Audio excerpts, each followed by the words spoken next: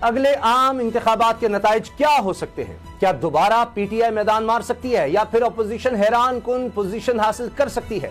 Cantonment board election کے نتائج سے عام انتخابات کے بارے میں اندازے لگائے جا رہے ہیں۔ خبر یہ ہے کہ کنٹونمنٹ بورڈز کے انتخابات میں پی ٹی آئی نے برتری حاصل کی ہے، لیکن یہ کامیابی ایسی نہیں کہ اس کی بنیاد پر اگلے عام انتخابات میں فتح کا تاج آسانی سے اس کے سر سج جائے۔ کنٹونمنٹ بورڈ انتخابات کے نتائج پر اگر نظر ڈالیں تو پنجاب میں نون لیگ کا پلڑا بہت بھاری ہے۔ لاہور میں جہاں 2018 کے انتخابات میں پی ٹی آئی نے نون لیگ کے قلعے میں دراڑ ڈالی تھی، اس بار یہاں اسے ناکامی کا سامنا کرنا پڑا ہے۔ ملتان، راولپنڈی کے نتائج بھی اچھے نہیں آئے، یہ کپتان کے لیے لمحہ فکریہ ہے۔ سندھ میں پیپلز پارٹی نے اہم حلقوں میں کامیابی اپنے نام کی ہے۔ تحریک انصاف بھی بڑی جماعت بن کر ابھری ہے۔ کے پی کے میں بلے کی بلے بلے ہوئی ہے۔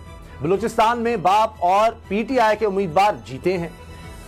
اسد عمران نتائج کو پی ٹی آئی کی اسد عمر کی اگر بات کریں تو وہ نتائج کو پی ٹی آئی کی بڑی کامیابی قرار دیتے ہیں، جن کی یہ بات سچ ہے کہ پی ٹی آئی ملک گیر جماعت بن کر ابھری ہے۔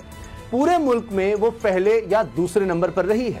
یہ درست ہے کہ اس مارکے میں پی ٹی آئی نے برتری حاصل کی ہے، لیکن پارلیمنٹ میں ہونے والے جمہوری مارکے میں آج وزیر اطلاعات فواد چودھری کی وجہ سے حکومت کو سبکی کا سامنا کرنا پڑا۔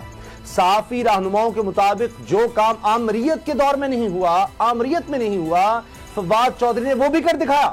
تاریخ میں پہلی بار پارلیمنٹ کے مشترکہ اجلاس کے موقع پر پارلیمنٹ کے دروازے صحافیوں کے لیے بند کر دیے گئے۔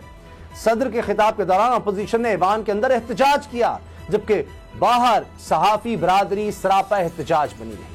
اپوزیشن رہنما بھی اظہار یکجہتی کے لیے صحافیوں کے احتجاج میں شریک ہوئے۔ دوسری طرف اپنے خطاب میں جہاں صدر مملکت عارف علوی نے حکومتی کارکردگی کو سراہا، وہیں جناب صدر نے دنیا کو یہ مشورہ بھی دے ڈالا کہ وہ عمران خان کے سیاسی تدبر سے ان کی شاگردی اور مریدی اختیار کرے۔